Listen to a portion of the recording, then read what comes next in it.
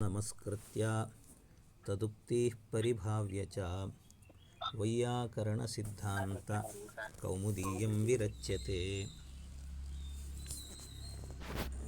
तत्र यद्यपि अतोरोरप्लुतादप्लुते इति सूत्रम् अभवदिति मन्ये, अतोरोरप्लुताद् नादिचि तावत्पर्यन्तं वा?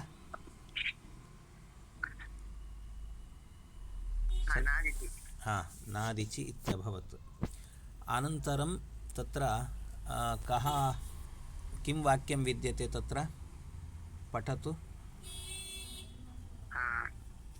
नादिति इत्यत्र अतः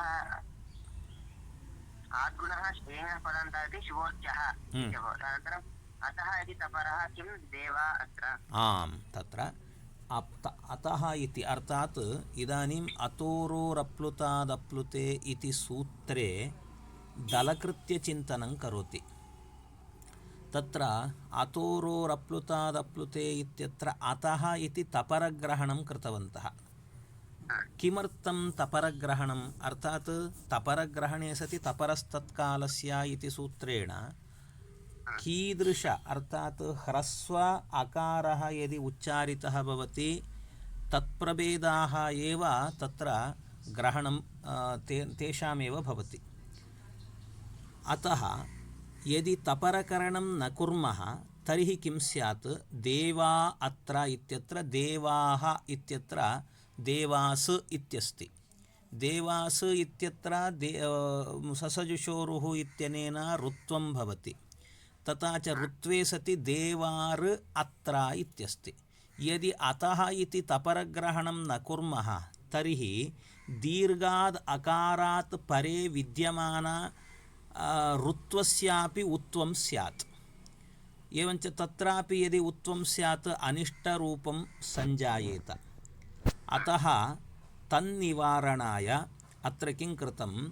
अतः इति तपरग्रहणं कृतं वर्तते।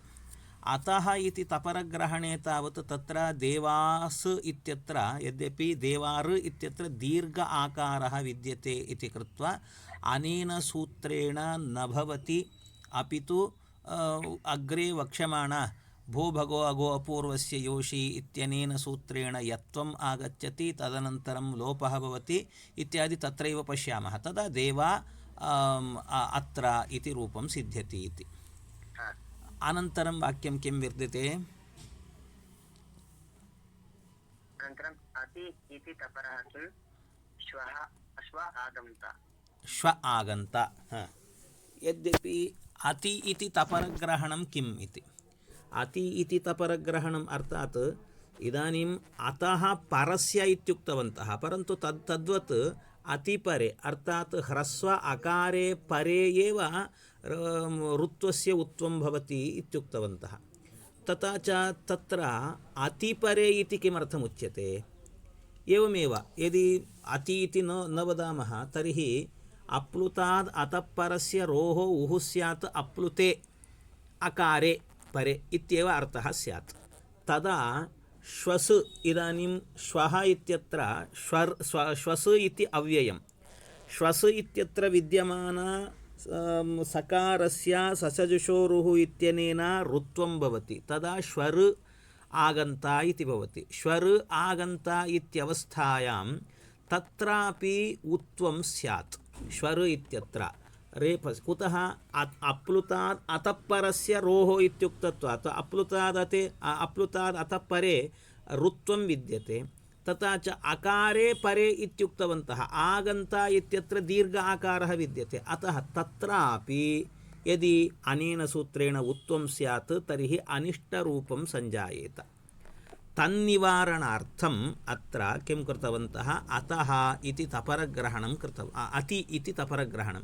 तथा च अति इत्युक्ते ह्रस्व अकारे परे इत्यर्थः भवति, परन्तु तत्र ह्रस्व अकारः नास्ति इति कृत्वा अनेन सूत्रेण तत्र उत्वं न भवति इत्यभिप्रायः। अवगतम्? अनन्तरम् अप्लुतात् किं येहि शुश्रोता अत्र स्नायु। आम्, अप्लुतादिति किं? ये हि शुश्रोता अत्र स्नाहि इति अत्र अर्थात्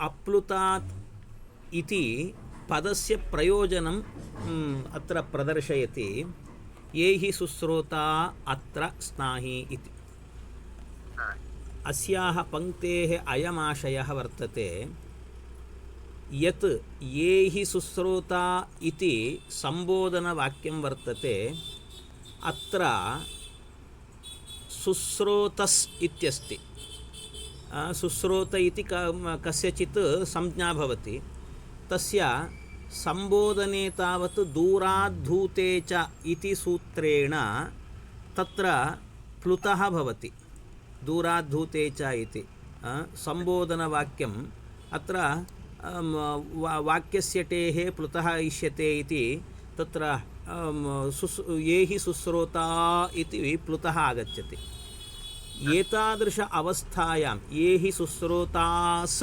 इत्यस्ति सुश्रोतास् इत्यवस्थायाम् अत्र स्नाहि इत्यत्र सुश्रोतास् इत्यत्र सकारः वर्तते ससजुषोरुः इत्यनेन ऋत्वं भवति तथा च ऋत्वे कृते तदा अनेन सूत्रेण किमिति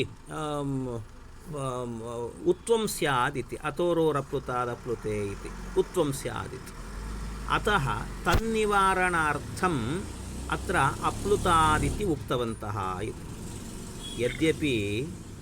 यद्यपि अत्र भोः भवता किमुच्यते अप्लुतादिति किमर्थम् इत्युक्ते ये हि सुश्रोता अत्र स्नाहि इत्यत्र उत्वनिवारणार्थम् अनेन सूत्रेण अस्मिन् सूत्रे अप्लुतादिति पदं वर्तते इति परन्तु तत्पदं मा भवतु किमर्थमिति चेत् अत्र यद्यपि अतः इति तपरग्रहणं कृतवन्तः सूत्रे तपरग्रहणसामर्थ्यादेव अत्र सुश्रोता इत्यत्र सुश्रोतार् इत्यत्र उत्वं न भवति इति ज्ञायते कुतः तपरग्रहणस्य किं वा प्रयोजनं तपरग्रहणस्य तावत् एवमेव प्रयोजनं वर्तते अर्थात् अत्र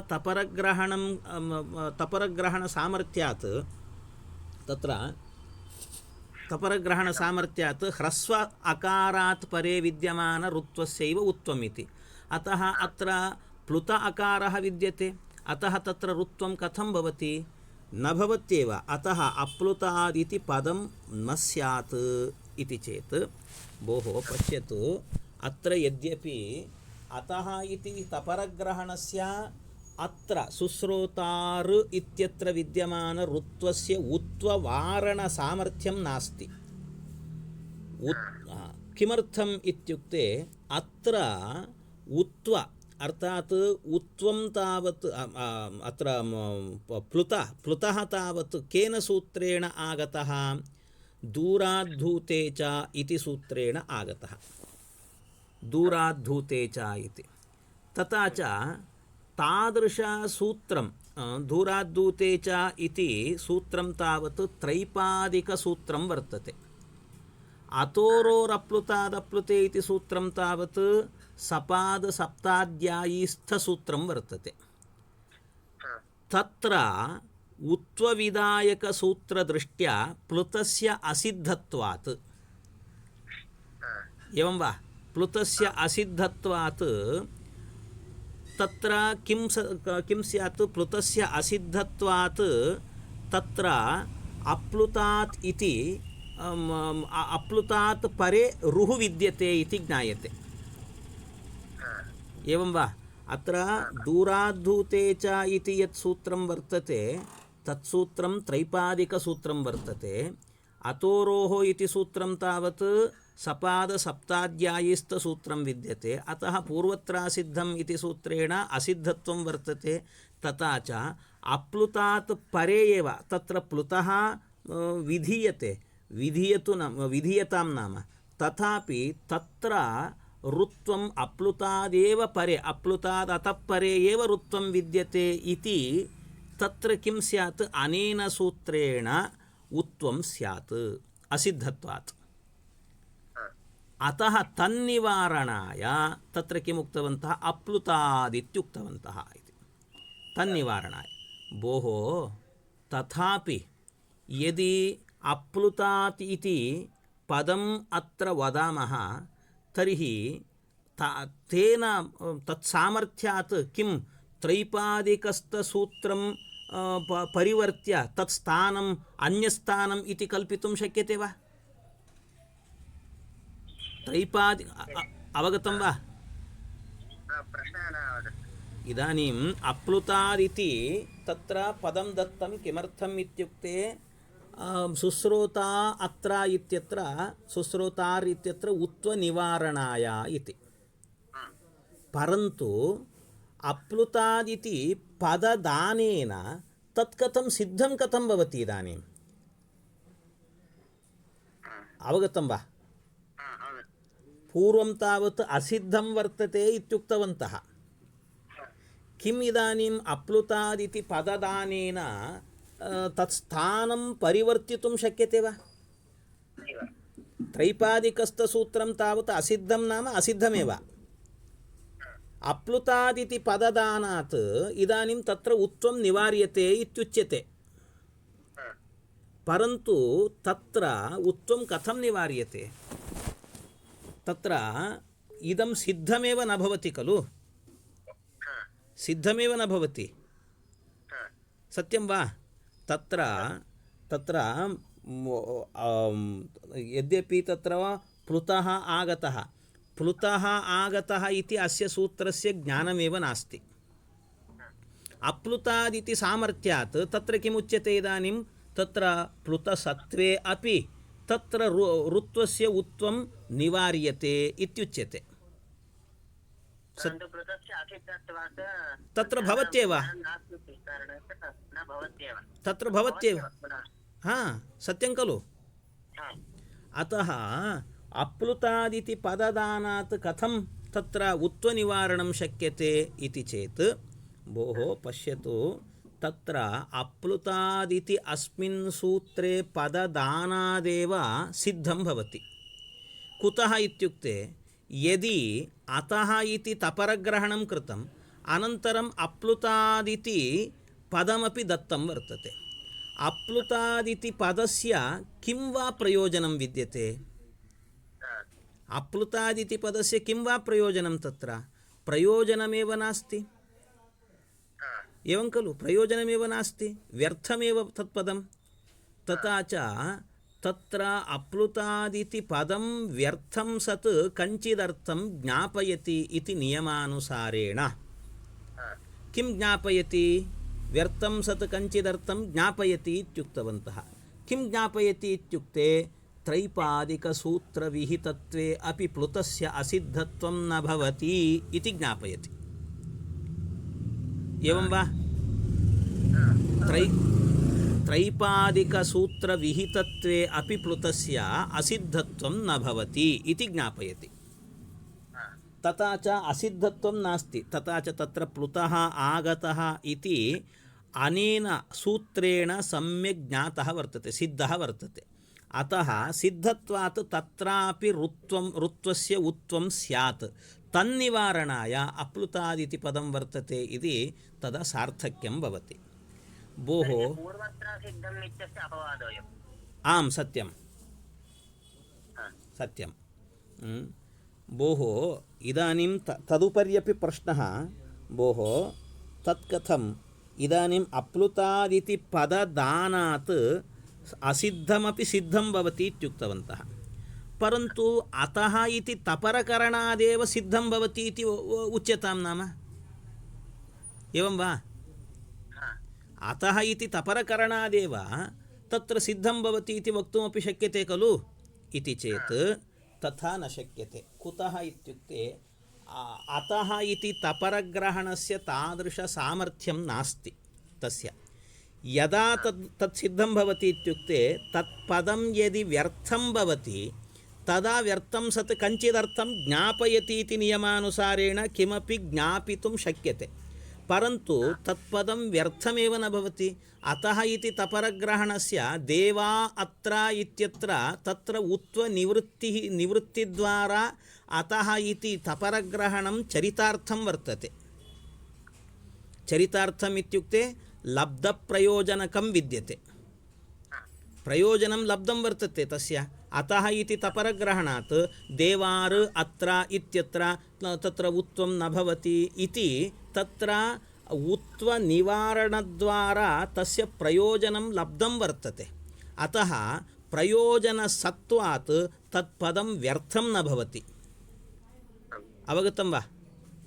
यदि तत्पदं व्यर्थं स्यात् तदा एव किं स्यात् कञ्चिदर्थं ज्ञापयति इति वक्तुं शक्यते। परन्तु अतः इति तपरग्रहणस्य तत्र उत्वनिवृत्तिद्वारा प्रयोजनं लब्धं वर्तते। अतः इति तपरग्रहणस्य तादृशसामर्थ्यं नास्ति। अतः अप्लुतादिति पदं दातव्यमेव। तथा च अप्लुतादिति पदस्य दाने तावत् तत्र अप्लुतादिति पदस्य वैयर्थ्यं वर्तते एव। वैयर्थ्यसत्त्वात् तत्सामर्थ्यात् न असिद्धत्वं भवति। अर्थात् तत्र त्रैपादिकसूत्रविहितत्वेपि प्लुतस्य असिद्धत्वं न भवति इति ज्ञापयति। व्यर्थं सत् कञ्चिदर्थं ज्ञापयति इति नियमानुसारेण। तथा च तत्र अप्लुतादिति पदस्य दानात् तत्रापि प्लुतः सिद्धः वर्तते। यदि अप्लुतादिति नोच्येत तर्हि तत्रापि किं स्यात् उत्वं स्यात् इति तत्र उत्व निवारणाय अत्र अप्लुतादिति पदम् उक्तं वर्तते इति ज्ञातव्यम्। अवगतं वा? अनन्तरं किं विद्यते? अप्लुते इति किं तिष्ठतु पया अग्निदत्त। तिष्ठतु पयः अग्निदत्त। तिष्ठतु पयर् इत्यस्ति। तिष्ठतु पयर् अग्निदत्त। पयस् इति शब्दः। पयर् अग्निदत्त इत्यत्र अग्निदत्त इति शब्दः यद्यपि तत्र किञ्चित् सूत्रम् आगच्छति। गुरोरनृतोऽप्यनन्त्यस्याप्यैकैकस्य प्राचाम् इति किञ्चित् सूत्रं वर्तते। गुरोरनृतः अनन्त्यस्यापि एकैकस्य प्राचाम् इति। प्राचां मते एकैकस्य अर्थात् अग्निदत्ता इत्यत्र अन्ते विद्यमान अकारस्य वा भवति, आदौ विद्यमान अकारस्य वा, मध्ये विद्यमानस्य वा प्लुतः भवति इति तत्र उच्यते तस्मिन् सूत्रे। तथा च अत्रापि अग्निदत्ता इति तत्र अकारस्य प्लुतः आगतः वर्तते। यद्यपि प्लुतविदायकानि सर्वाणि सूत्राणि त्रैपादिकस्थानि एव। तथा च अत्रापि अयमेव प्रश्नः। किमित्युक्ते भोः तिष्ठतु पयर् अग्निदत्ता इत्यत्र तत्रापि पयर् इत्यत्र ऋत्वस्य उत्वं स्यात् तन्निवारणाय अप्लुते इत्युक्तवन्तः इति वक्तव्यं। परन्तु तत्रापि भोः अतः इति तपरग्रहणादेव तत्र निवार्यते खलु इति चेत् तत्र प्लुतस्य असिद्धत्वात्। कुतः? प्लुतविदायकानि सर्वाणि सूत्राणि त्रैपादिकस्थान्येव वर्तन्ते। तथा च प्लुतस्य असिद्धत्वात् अनेन सूत्रेण तत्र उत्व निवारणं न शक्यते इति। भोः अतः अप्लुते इत्युक्तवन्तः असिद्धत्वात्। अप्लुते इत्युक्ते तावत् सिद्धं भवति। तत्कथं भोः इति चेत् यदि अप्लुते इति पदं दत्तं वर्तते, सूत्रे वर्तते चेत् तस्य पदस्य किं वा सार्थक्यं?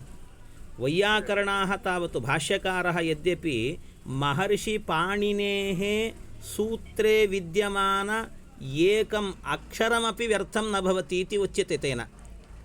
तर्हि अप्लुते इति तादृश त्रीणि अक्षरत्रयघटितं पदं व्यर्थं कथं भवति इति चेत् तत्र उच्यते व्यर्थं सत् कञ्चिदर्थं ज्ञापयति। किं ज्ञापयति? तत्रापि एवमेव त्रैपादिकस्थसूत्रविहितत्वेपि प्लुतस्य न असिद्धत्वम् इति।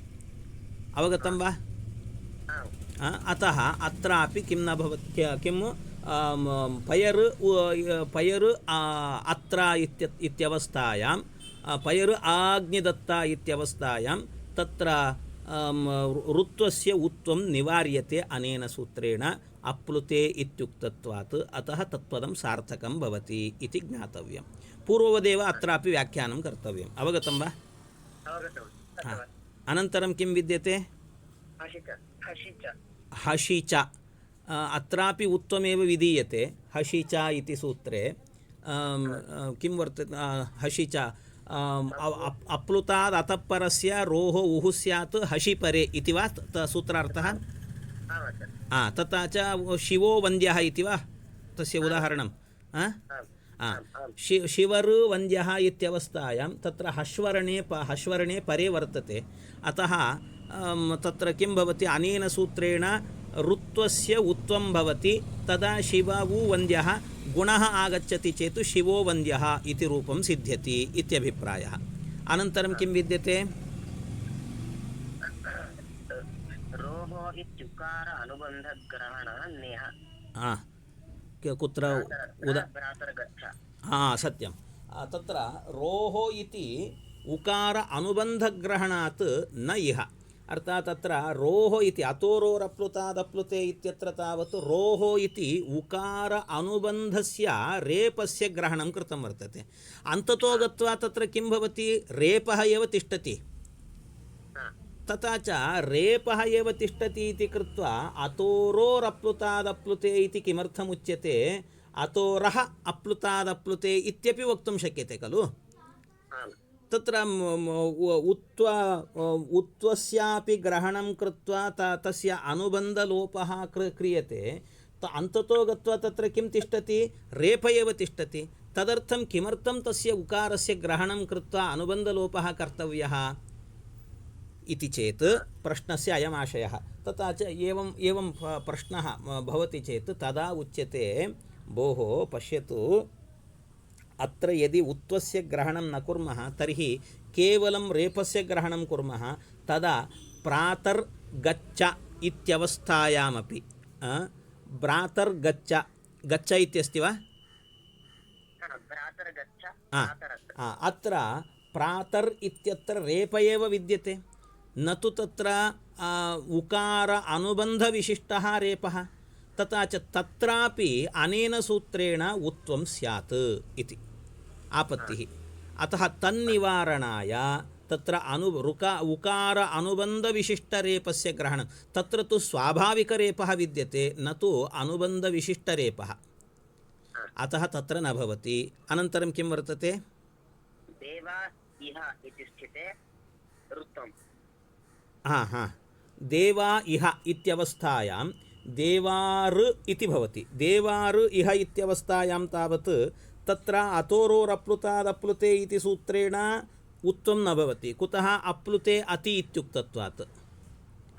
एवमेव हशिच इति सूत्रेणापि उत्वं न भवति। किमर्थम् इत्युक्ते अत्र हशि इत्युक्तत्वात्। इकारस्तावत् न हश्वर्णः, अपि च न अप्लुत अकारः। तथा च तत्र किं भवति इति जिज्ञासा जायते। तदा इदं सूत्रम् आरभते, भो भगो अगो अपूर्वस्य योषी इति सूत्रम्। अवगतं वा? अवगतं? तथा च तत्र सूत्रे किं वक्ति इत्यादिकं श्वः पश्यामः। भवतु भवतु।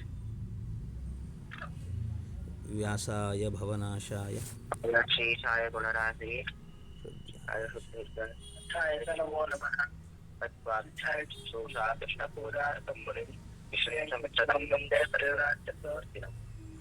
भवतु। पुनर्मिलामः श्वः। श्वः चिन्तनं वदतु। भवतु।